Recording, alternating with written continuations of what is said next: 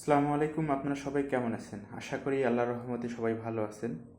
আজকে 26শে April 2024, 46তম BCS preliminary অনুষ্ঠিত হওয়ার পরে প্রিলিমিনারি পরবর্তী আমাদের কি করা উচিত বা আমাদের কাট মার্ক বা আমাদের পরবর্তী প্রিপারেশনের জন্য কীরকম সিদ্ধান্ত নেওয়া উচিত এই বিষয়ে আমি আমার ব্যক্তিগত মতামত প্রকাশ করব।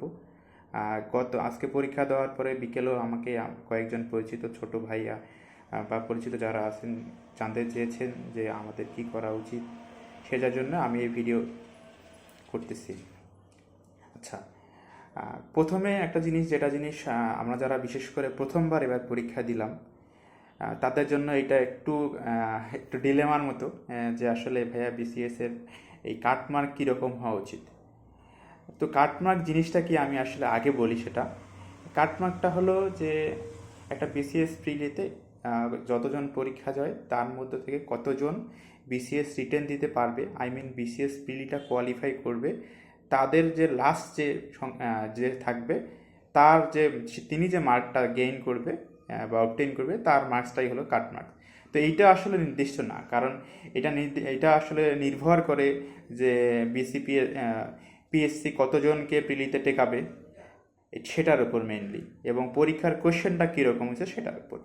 আচ্ছা, যদি আমরা লাস্ট কয়েকটা বিসিএস পিলি লক্ষ্য করি তাহলে দেখবো যে বিসিএস পিলির ক্যান্ডিডেট কিন্তু আস্তে আস্তে কমে যাচ্ছে। আপনি দেখেন লাস্ট 44তম বিসিএসে, তারপরে দেখেন 45তম বিসিএসে, আমাদের যে 45তম বিসিএসে হলো সেখানে দেখেন যে প্রিলিমিনারিতে ক্যান্ডিডেট টিকাইছিলেন তারা 12,700-এর মতন। তার আগে যদি দেখেন আপনি 44-44-এ দেখা যাবে যে ছিল হলো অ্যাবাউট 15,000, 43-43-এ দেখা যাবে যে অ্যাবাউট 20,000-এর মতন ছিল।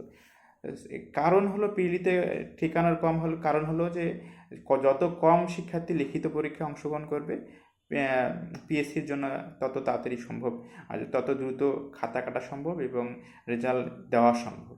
এটা আমার কাছে মনে হয়েছে যে এটা একটা কারণ।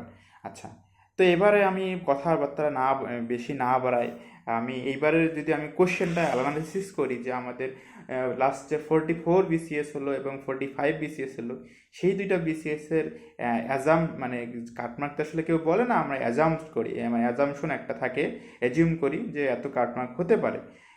এই ধারণার উপর ভিত্তি করে আমি যদি আপনাদেরকে এই বিসিএস পিলির কোশ্চেনের একটু তুলনামূলক কিছু অ্যানালাইসিস দেখাই, তাহলে আপনার নিজেরাই হয়তো বুঝতে পারবেন যে বিসিএসের এই প্রিলির কাটমার্ক কত হওয়া উচিত।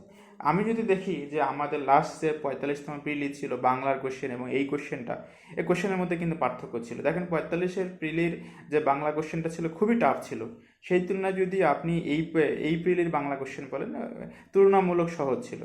সো আমি কিছু নাম্বার বলবো যেটা নাম্বার আসলে অ্যাভারেজ নাম্বার না, এরকম না। কারণ আপনি যদি মনে করেন যে বাংলার স্টুডেন্ট হলেন, সো আপনি তো ডেফিনেটলি বাংলা প্রশ্ন যতটাই কঠিন হোক না কেন আপনি বেশি মার্ক পাবেন।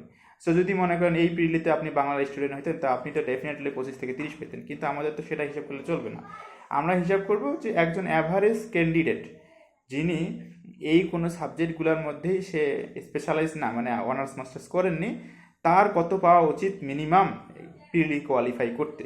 সো যদি দেখি যে বাংলার কথা, বাংলাতে তো আপনার একজন প্রিলি ক্যান্ডিডেট যিনি টিকবেন তার প্রিপারেশন অনুযায়ী কমপক্ষে 18-19 পাওয়া উচিত, কমপক্ষে, এর বেশিও পেতে পারেন।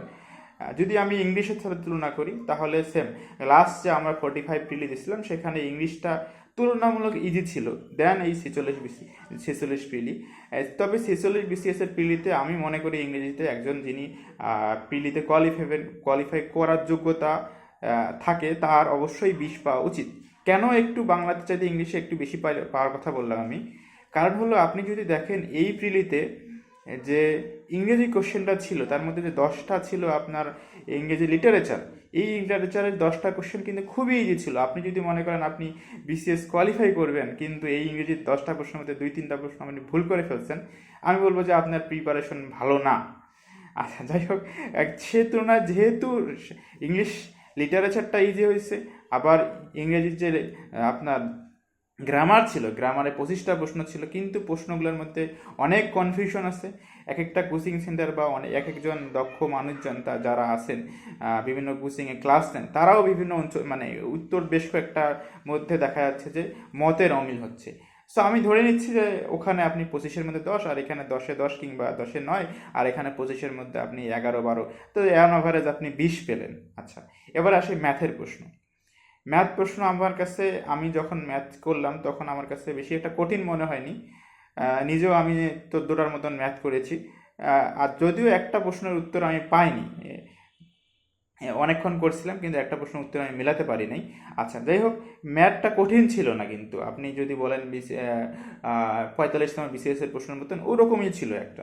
তো আপনার ম্যাথের মিনিমাম 10 পাওয়া উচিত। এরপর যদি মানসিক দক্ষতার কথা বলি, মানসিক দক্ষতার প্রশ্নটা ইজি হয়েছে, কিন্তু ঝামেলা ছিল কোন জায়গায়? ঝামেলা ছিল 2টা ম্যাথের আমি উত্তরই খুঁজে পাই নাই।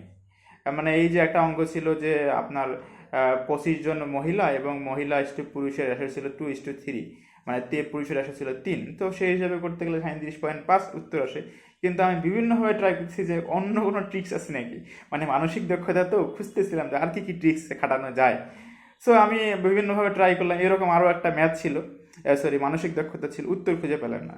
তো এখন এই উত্তর খুঁজে না পেলে আসলে কি হবে এই অ্যান্সারগুলো, এই বিষয়ে আমাদের পিএসসি সম্মানিত মেম্বার ছিলেন শ্রদ্ধেয় Samar Pal sir, March forward নামে এক কোচিংয়ে তিনি বলছিলেন যে যদি আমরা দেখি যে কোনো প্রশ্নের উত্তর পাওয়া যাচ্ছে না, সেক্ষেত্রে তারা নাকি সেই ক্ষেত্রে ওই উত্তরটা বাদ দিয়ে, মানে ওই কোশ্চেনটাই বাদ দিয়ে বাকি কোশ্চেনগুলোর মধ্যে, মনে করেন আপনার 3-4টা প্রশ্ন বাদ গেল, তো আপনার খাতা কাটা হবে তখন 196-97, সেইভাবে তারা নাকি ওনারা নাকি কোশ্চেন আনসার সেট আপ করে পরীক্ষার রেজাল্ট দেয়। সো আপনাকে তখন কিন্তু 2-3টা প্রশ্ন বাদ দিয়ে দিতে হচ্ছে।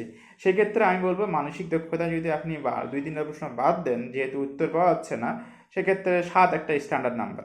আচ্ছা, এখন বাংলাদেশ বিষয়াবলীর ক্ষেত্রে আসি। বাংলাদেশ বিষয়াবলী 45 নম্বর বিসিএসে যেরকম ছিল, একটু ইজি টাইপের, এখানেও সেরকম হয়েছে। সো আপনি যদি বিসিএস ক্যান্ডিডেট এবং পিলিতে টিকতে চান, এখানে আপনাকে মিনিমাম 22 পাওয়া উচিত আমার কাছে মনে হয়। আচ্ছা, এবার ইন্টারন্যাশনাল অ্যাফেয়ারের কথা আসি। ইন্টারন্যাশনাল অ্যাফেয়ারে 45 পিলির কোশ্চেন রিলেটিভলি ইজিয়ার ছিল দেন 46 পিলি। আচ্ছা, এই সো আমার কাছে মনে হয় যে আমি যেমন 45 পিলিতে বেশ কয়েকটা দাগাইছিলাম, কিন্তু 46 পিলিতে আসে অনেক কনফিউজ হয়ে গেছে। মানে চেষ্টা করছি যে কনফিউজ যেগুলো উত্তর মনে হয় সেগুলো একদমই টাচ না করার। সেই হিসাবে আমার কাছে মনে হয় যে আপনার ইন্টারন্যাশনাল অ্যাফেয়ার্সে মিনিমাম 10 পাওয়া উচিত, 10 পাওয়া উচিত। এখন আইসিটির ক্ষেত্রে আসা যাক। আইসিটির কোশ্চেন লাস্ট কয়েকটা পিলিতে খুবই টাফ আসতো, মানে প্রশ্ন দেখা যেত যে অ্যাভারেজে সবাই 7, 8 বা 10 পেত, কিন্তু এইবারের প্রশ্নটা আইসিটি আমার কাছে মনে হচ্ছে খুবই ইজি ছিল এবং আপনার মিনিমাম 12 পাওয়া উচিত। এবার সায়েন্সের কথায় আসি। যারা সায়েন্সের স্টুডেন্ট ছিলেন তাদের কাছে আই হোপ যে প্রশ্নটা আপনারা কমপক্ষে 10-12টা তো পারছেনই। আচ্ছা, সো আপনাকে সায়েন্সেও কমপক্ষে 10 পাওয়া উচিত। ভূগোলের বেলায় ভূগোল প্রশ্ন মোটামুটি কঠিনই ছিল, একে বেশ কয়েকটা ট্রিক ছিল। সো আপনাকে মিনিমাম 50% যদি মার্ক হিসাব করেন তাহলে আপনাকে পাস পাওয়া উচিত। আচ্ছা, এবার নৈতিকতা সুশাসন, যারা প্রিলি দিচ্ছেন এবং নৈতিকতা সুশাসনের প্রিপারেশন নিয়েছেন, আমার কাছে মনে হয় যে 60টা প্রশ্ন ছিল যেটা একদম ইজি ছিল, এবং আপনি যদি নৈতিকতা সুশাসন কয়েকদিন পড়ে থাকেন তাহলে এই 60টা প্রশ্ন আপনি অবশ্যই পেরেছেন। এর বাইরে 2-1টা হয়তো যারা খুবই ভালো প্রিপারেশন ছিল তারা পাবে। সো আমি মিনিমাম ধরতেছি যারা আপনি যদি প্রিলির প্রিপারেশন নিয়ে থাকেন তাহলে আপনার এখানে 7 কিংবা 6 পাওয়া উচিত এই নৈতিকতা ও সুশাসনে। সো আপনি যদি একটা অ্যাভারেজ হিসাব করেন যে তাহলে এই মিনিমাম নাম্বারগুলো যদি বা অ্যাভারেজ নাম্বারগুলো যদি একজন বিসিএস পিলি ক্যান্ডিডেট পায়, তার নাম্বার কী রকম আসে। সো আপনি হয়তো বা সারপ্রাইজ হবেন, হয়তো বলবেন যে এ তো বোকা, এ তো বুঝে না, এর পরীক্ষার এক্সপিরিয়েন্স এখনো হয় নাই। কিন্তু আমি বলবো ভাইয়া, আপনি একটু আবার চিন্তা করেন এবং হিসাব করেন, দেখেন আপনার প্রিলির এই কাটমার্ক যদি 10,000 টিকায়, তাহলে অবশ্যই এটা আমার কাছে মনে হয় 115 অবশ্যই আপ হওয়া উচিত, এবং আমার কাছে মনে হয় এই নাম্বারটা 115 থেকে 120 হওয়া উচিত। হ্যাঁ, এইখানে একটা কথা থাকে কি, বিভিন্ন প্রশ্ন কনফিউশন থাকে, আরও অনেক কটা প্রশ্ন কনফিউশন আছে। যেমন অনেকে বাংলার ক্ষেত্রে বলতেছেন, কেউ বলেন মূলা আর কেউ বলে মূলো, মানে কনফিউশনের উপর কনফিউশন।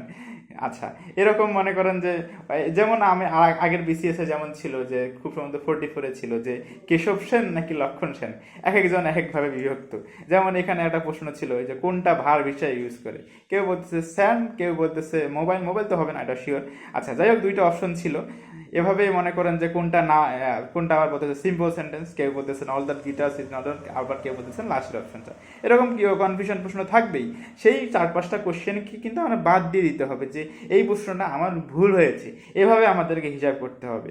সেভাবে যদি হিসাব করেন এবং এনভায়রনমেন্ট পরীক্ষার একটা এনভায়রনমেন্ট থাকে, আমাদের সবারই 2-1টা করে প্রশ্ন ভুল হবেই, বা 2-1টা তো কমই হয়ে গেল, 2-3টা কথা বললাম।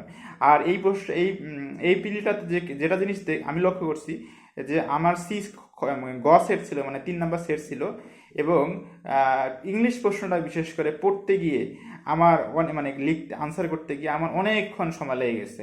এবং আমি লাস্ট যেমনটা হয় যে দেখা যায় যে ম্যাথ লাস্টে যেহেতু ম্যাথ দাগানোর পরে 2-3 মিনিট বা 3-4 মিনিট সময় পাওয়া যায়, যেই সময়ে আমি যেগুলো জিনিস গোল করে রাখছিলাম যে কনফিউশন 50%, সেগুলো দাগানোর একটা সময় পাই। এখানে কিন্তু আমি এই সময়টা পাই নাই। সো প্রশ্নটা আপনি যদি বলেন কাটমার্ক, তাহলে তার কাছ থেকে আপনি 2-3 বা কমাইতে পারেন। এইভাবে যদি আপনি হিসাব করেন একটা লিবারেল যে আপনার কাটমার্ক মিনিমাম কত হওয়া উচিত, আমার কাছে মনে হয় এটা অবশ্যই 115 বা তার 2-1 মার্ক বেশিও হয়ে যেতে পারে যদি 10,000 ক্যান্ডিডেট টেকে। হ্যাঁ, এখানে আরেকটা লজিক আছে, দেখেন আগে এরকম প্ল্যাটফর্ম থাকতো না বা কম্পিটিশন এত লেভেলের পৌঁছতো না। আপনি দেখেন এখন অনলাইন ভিত্তিক সব কিছু হয়ে গেছে। ইভেন আপনার লাইভ এমসিকিউর মতো প্ল্যাটফর্ম গ্রো করছে, বিভিন্ন কোচিং অনলাইনে তৈরি হয়ে গেছে। মানুষজন এখন আগের চাইতে অনেক বেশি কম্পিটিটিভ এবং বেশি পড়াশোনা করে, কারণ পড়াশোনাটা একটু আগে চাইতে ইজি হয়ে গেছে। আচ্ছা, সো এখন কথাটা হলো যে আমার অনেকে বলতেছেন যে ভাইয়া আমার তো মার্কস এরকম আসে যে 120, তা আমার কীরকম করা উচিত, যে কনফিউশনগুলো বাদ দিয়ে। সো আমি বলবো যে আপনি ধরে নেন যে আপনার প্রিলি হয়ে গেছে, আল্লাহ না করুক যদি বাই চান্স মিস হয়ে যায় সেটা আলাদা কথা, এবং এইটা নিয়ে আপনি 2-3 দিন একদম স্ট্রেস ফ্রি থাকেন। তারপরে যেটা করবেন সেটা হলো অবশ্যই আপনি রিটেনের কিছু বই আপনার সম্পর্কে ওরিয়েন্ট হওয়া উচিত। আচ্ছা, ইভেন আপনার যদি মনে করেন যে আপনি এই কোয়েশ্চেনে 110 বা 105 পেয়েছেন, আমার কাছে মনে হয় যে আপনি প্রিলির প্রিপারেশন নেবেন ঠিক আছে, কিন্তু আপনার এখনই রিটেন সম্পর্কে ওরিয়েন্ট হওয়া উচিত। কারণ আপনি যে এইরকম একটা পরীক্ষায়, এত কম্পিটিটিভ একটা পরীক্ষায় যদি আপনি 105 বা 110 তুলতে পারেন, আমি মোটামুটি শিওর যে আপনি পরবর্তী প্রিলি, যেটা হয়তো বা এখন থেকে 9-10 মাস বা 1 বছর পরে হবে, সো আপনি এতদিন ধরে যদি জাস্ট কিছু পিলিটা কিছু পড়লেন, এর পাশাপাশি মনে করেন যে রিটেনটাও দেখলেন, আমার মনে হয় না আপনার সমস্যা হওয়ার কথা নয়। তাতে হবে কি যে আপনি প্রিলিও পড়তেছেন এবং রিটেন সম্পর্কে ওরিয়েন্ট হবেন, কারণ রিটেনে কিন্তু আপনি এত সময় পাবেন না, বড় জোর 4-5 মাস পাবেন। সো প্রথম যখন যেবার রিটেন দিবেন তখন কিন্তু আপনি প্রবলেম ফেস করবেন যে কোন বই পড়বো, কোথা থেকে পড়বো, এগুলো দেখতে দেখতে দেখবেন যে 2-1 মাস চলে গেছে। আচ্ছা, সো আমার কাছে মনে হয় আপনি যদি 105-10ও পান, আপনার মানে মনে হচ্ছে যে আপনি এত পাচ্ছেন, তাও মনে হয় আপনার লিখিত বইগুলো সম্পর্কে ধারণা নেওয়া উচিত।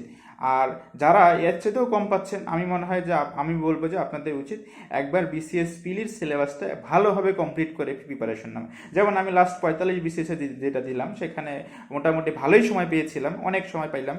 সো এর ফলে হয়েছে কি যে আমি এর পরবর্তীতে 46 বিসিএসটা যেটা দিলাম প্রিলিমিনারি পরীক্ষাটা, আমাকে কিন্তু বেগ পেতে হয়নি, বরঞ্চ অনেক রিল্যাক্সে, অনেক টেনশন মুক্তভাবে ধীরে সুস্থে পরীক্ষাটা দিয়ে আসলাম। এবং আল্লাহর রহমতে পরীক্ষা যেহেতু ভালো দিচ্ছি, আশা করা যায় রেজাল্টটা তো আশা করা যায় যে ইনশাল্লাহ হয়ে যাবে। সেটাই বলবো যে আপনি একবার পূর্ণ প্রিপারেশন। এবং এখানে আমি আরেকটা জিনিস বলবো যে এখানে এই বিষয়ে হতাশ হওয়া যাবে না, কারণ পরীক্ষাটা অনেক কম্পিটিটিভ। আপনি দেখেন 3,38,000 ক্যান্ডিডেট ফর্ম ফিল আপ করছে, তার মধ্যে আপনি 10,000 সিলেক্ট হবেন। এটা অত সহজ না, কিন্তু এই বিশেষ করে ডাক্তারদের জন্য এটা আরও অনেক কঠিন। দেখেন আপনি এই যে এমবিবিএস লাইফের যে পড়াশোনাটা করে আসছেন, আপনার তো স্কোপই ছিল না যে এখানে আপনি বিসিএস এর জন্য আলাদাভাবে প্রিপারেশন নেবেন। সো আপনাকে হতাশ না হয়ে আমি বলবো যে আপনি তকদিরে বা আপনার আল্লাহর এই যে ফয়সালাটা, এটা মেনে নিন এবং আপনি আবার চেষ্টা করুন। হতাশ হওয়া যাবে না, ভেঙে পড়া যাবে না। আচ্ছা, এখন তাহলে আমাদের আশা করি যে আমি আমার নিজস্ব যে মতামতটা দিয়েছি, এটা আমার মতামতে কিংবা আমার অ্যানালাইসিসে ভুল থাকতে পারে। আমার এই ভুলটা আপনারা ক্ষমা সুন্দর দৃষ্টিতে দেখবেন। সবার জন্য রইল শুভকামনা। আল্লাহ হাফেজ।